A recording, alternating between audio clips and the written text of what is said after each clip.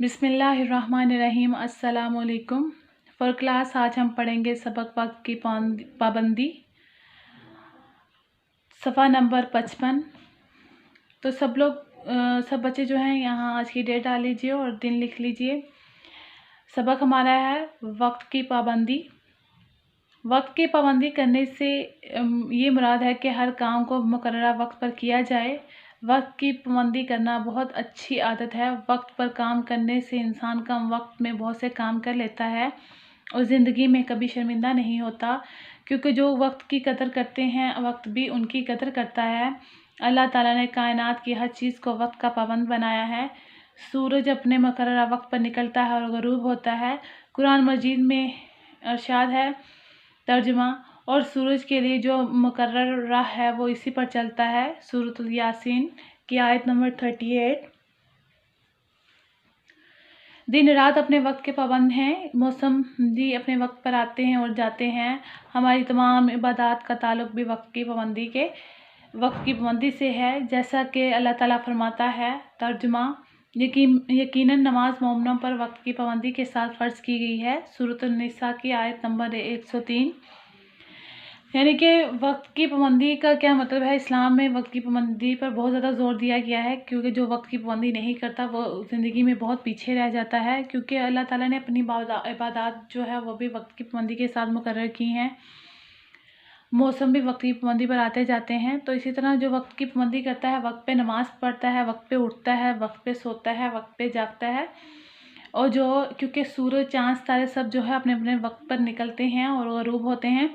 इसी तरह इंसान को भी हुक्म दिया गया है कि जब सुबह हो जाए तो सुबह सवेरे उठ जाया करो, फजर की नमाज़ अदा किया करो। तो इसी तरह फिर जब ज़ोहर का वक्त आता है तो ज़ोहर के वक्त के ऐन मुताबिक जो है उसकी नमाज़ अदा कर लिया करो। और उसके बाद असर का वक्त आता है, फिर उसके वक्त असर की नमाज़ अदा के ऐन वक्त पे उसी नमाज को अदा किया करो। और मगरिब की नमाज़ को अदा किया करो।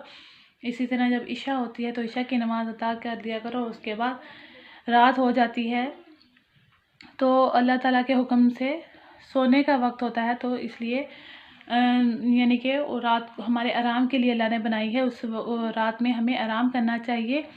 इसी तरह अल्लाह ताला ने कायनात की जो हर चीज़ है उसको वक्त का पाबंद बनाया है, क्योंकि सूरज अपने वक्त पर निकलता है, ग़ुरूब होता है। कुरान मजीद में इरशाद है, और सूरज के लिए जो मुकर्रर है वो इसी पर चलता है। यानी कि अल्लाह ताला फरमाते हैं कि जो सूरज के लिए मैंने मुकर्रर किया वो उसी राह पे चलता है, उसी रास्ते का पाबंद है। इसी तरह दिन और रात अपने वक्त के पाबंद हैं और मौसम जो है वक्त पे आते जाते हैं। और हमारी तमाम इबादत का ताल्लुक़ भी वक्त की पाबंदी के साथ है। और अल्लाह ताला ख़ुद फरमाते हैं कुरान पाक में कि बेशक जो नमाज है, यकीनन जो नमाज है मोमिनों पर वक्त की पाबंदी के साथ जो है वो फ़र्ज़ की गई है।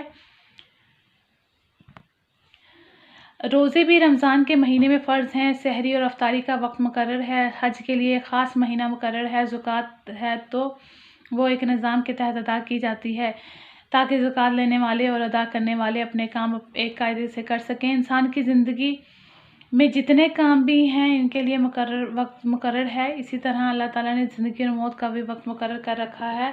कोई इंसान और जानदार अपने मुकर्ररा वक्त से पहले ना तो दुनिया में आता है ना ही जाता है, अगरचे इसकी मौत का वक्त अल्लाह ताला के सिवा कोई नहीं जानता।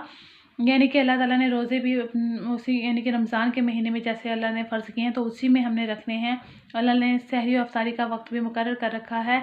और ये एक ख़ास महीना अल्लाह ताला ने हज के लिए भी अल्लाह ताला ने एक ख़ास महीना यानी कि ज़िलहज का जो महीना है ख़ास महीना मुकर्रर किया है। इसी तरह ज़कात भी अपने निज़ाम के तहत अदा की जाती है, ताकि अल्लाह ताला ने जो कानून बनाया है वो यानी कि वो अपने यानी कि सारे काम जो है अपने कानून और कायदे के मुताबिक जो है हल होते रहें।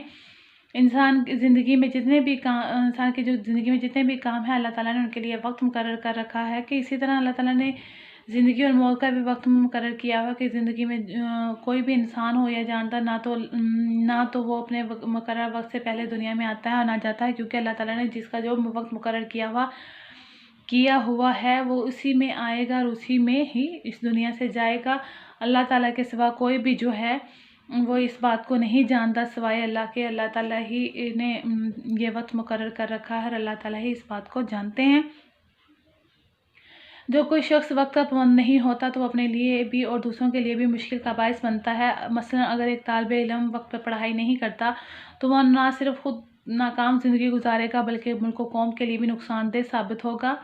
इसी तरह किसान वक्त पर फसल ना बोए तो ना सिर्फ फसल अच्छी नहीं आएगी बल्कि मुल्क की ज़री पैदावार पर भी बुरा असर पड़ेगा और मुल्क में महंगाई बढ़ेगी।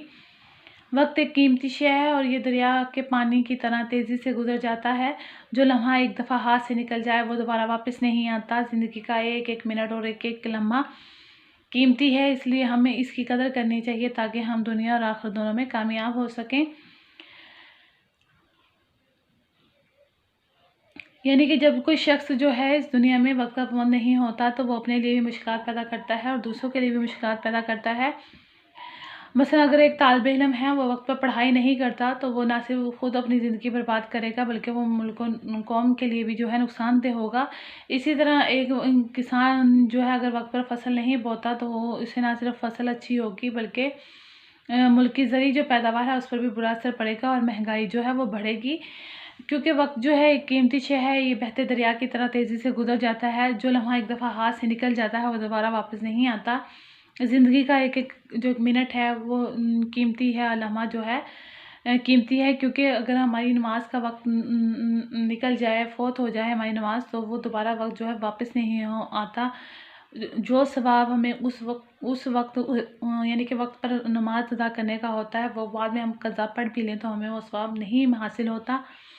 इसलिए हमें वक्त की कदर करनी चाहिए और हाँ, ताकि हम दुनिया और आखिरत दोनों में कामयाब हो सकें और दोनों में जो है सुरखरू हो सकें। ठीक है, सब बच्चों ने यहाँ तक जो है अच्छे तरीके से रीडिंग करनी है और इसको अच्छे तरीके से पढ़ के देखना है। जो समझ नहीं आती ऑनलाइन क्लास में आपने पूछ लेना है। ठीक है, अपना बहुत सा ख्याल रखिएगा। अल्लाह हाफ़िज़।